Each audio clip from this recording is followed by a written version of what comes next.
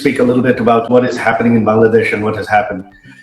I want to bring a few things to everyone's attention, and this is something I believe that the international community needs to focus on.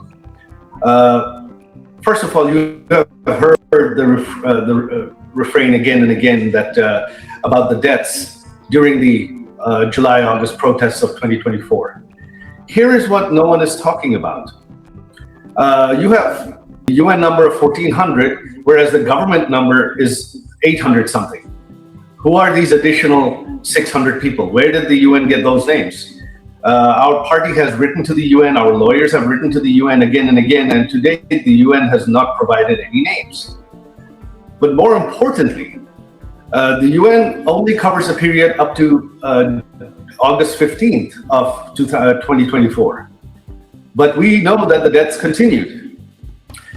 And what is most alarming, and this is something that I believe that the press, the international press, should really pay attention to. You see, the Yunus regime, one of the first things they did was pass an ordinance which became law called the Indemnity Bill, indemnifying all the protesters, everyone, blanket immunity, protecting them from any prosecution for any killings. That includes killings of civilians, that includes killings of our party members, and that includes killings of police officers.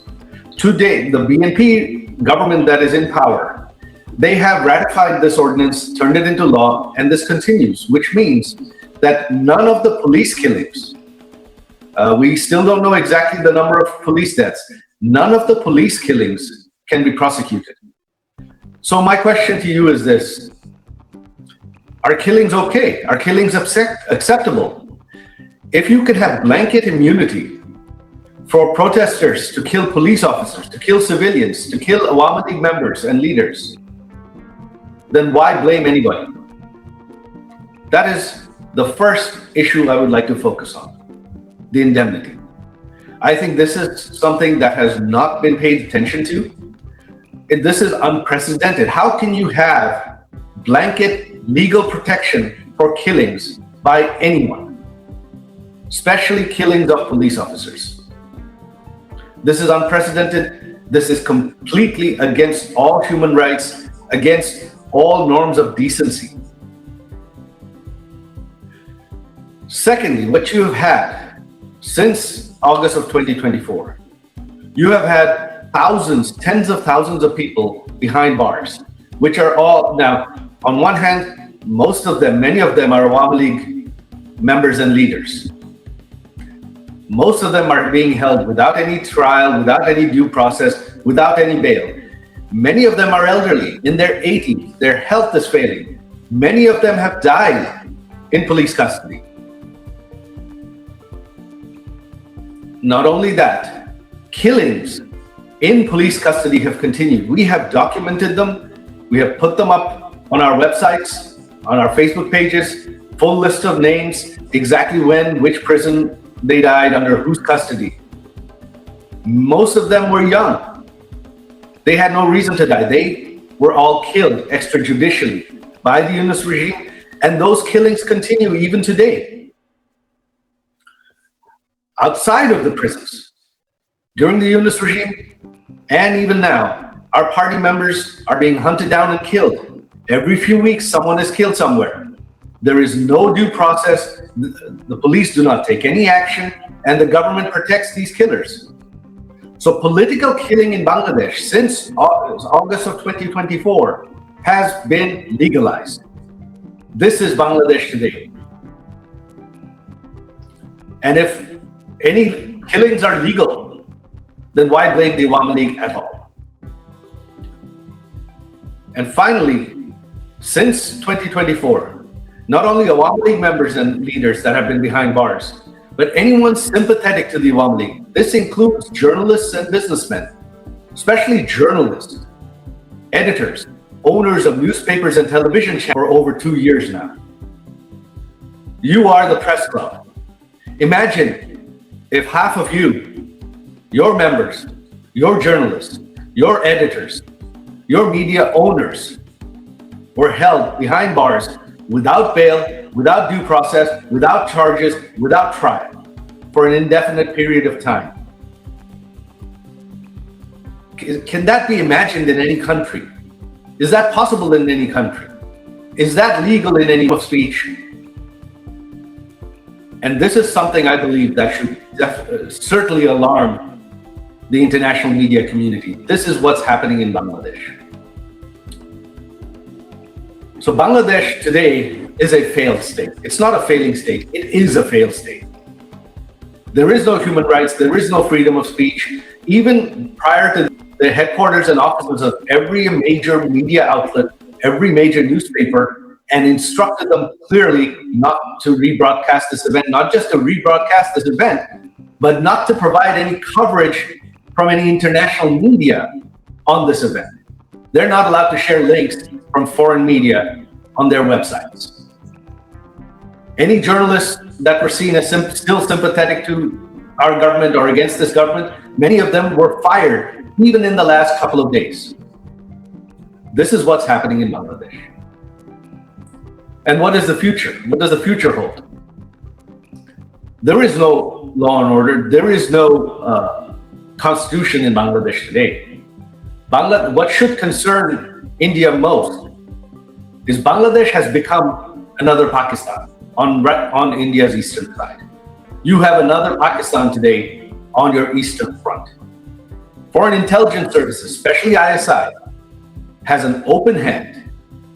Militants, hundreds of terrorists that our Awami government arrested and convicted and put behind bars have been released from prison. Hizb ut-Tahrir marches openly. Al-Qaeda operatives speak at public rallies. This is what is happening in Bangladesh. And it does not portend well for India and the world at large. In the future, the next set of terrorists globally are going to be coming from Bangladesh, unless this is stopped now. And where it has to begin is from the media, especially you in India. You are the world's largest democracy. Your media has reach. You cannot take this as a sensational story only when something sensational, headline-worthy happens. This is something you have to cover every day. This is something that you have to raise international awareness of. If you raise it, the international media will pick it up. If the international media covers it, it will come to the attention of international leaders. That is what needs to be done. If that is not done, then Bangladesh's future is bleak. India's future security is bleak. As to what the future holds, who knows? But right now, this is the future. The Constitution doesn't exist. Even if we hope that in 4 years there will be an election in Bangladesh, who knows what form it'll take. The BNP, running unopposed, has a 2/3 majority. They can amend the Constitution however they want and ensure that the elections are set up just like the Yunus regime did, so that the BNP wins. What you have now is not justice. You've heard our former Minister Naufel talk about this. What is happening is not justice. What is happening is political exclusion of the opposition, of the largest political party in Bangladesh, in order to grab and hold on to power. That is what is happening in Bangladesh. This is democratic and electoral manipulation. That is all it is. The BNP knows that the Awami League is allowed to speak freely. People of Bangladesh are not happy right now. The economy has collapsed in the last 2 years under the corruption of the Yunus regime, and that corruption continues today under their economic mismanagement, both under the Yunus regime and the current regime. Bangladesh is on the verge of total collapse. In a few more years, the economy will have collapsed and Bangladesh will turn into a rogue state. The time to act is now. And I urge you, the place to start is in the media. We need you to bring the world's attention to this. With that, I conclude my speech. Thank you very much. Thank you very much, Dr. Awad and the National Press Club for hosting us. Joy Bangla.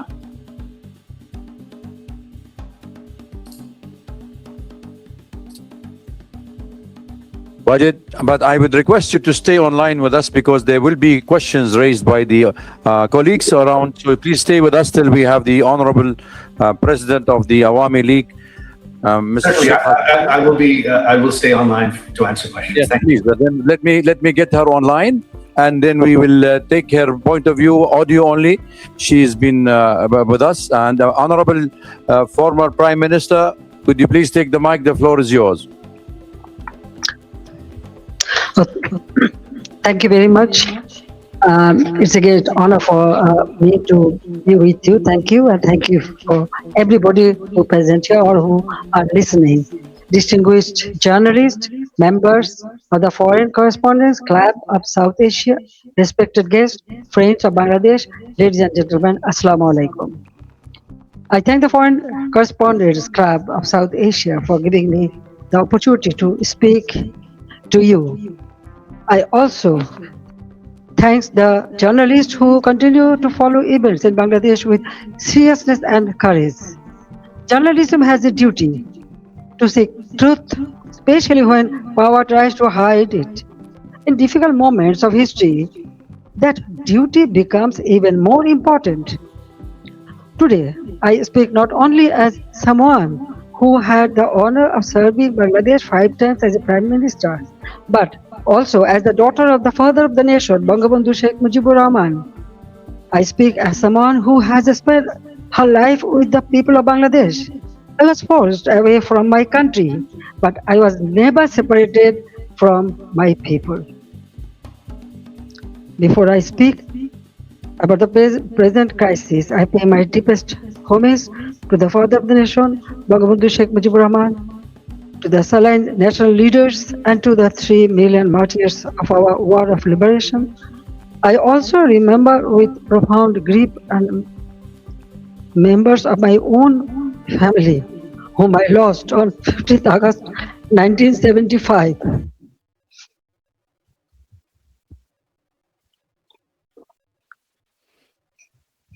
Today is also